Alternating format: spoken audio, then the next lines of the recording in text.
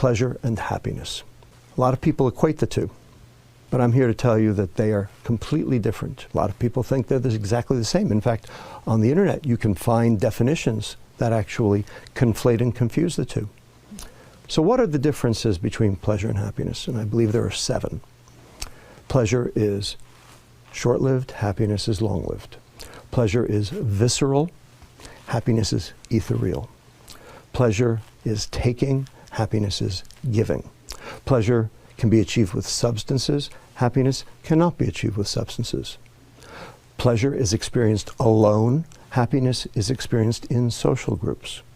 The extremes of pleasure all lead to addiction, whether they be substances or behaviors. Yet there's no such thing as being addicted to too much happiness.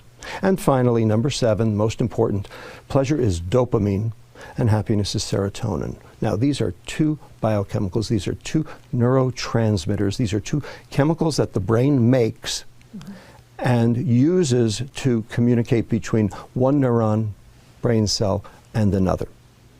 Now, why do we care? So what? And neurons, when they're excited too much, too frequently, tend to die.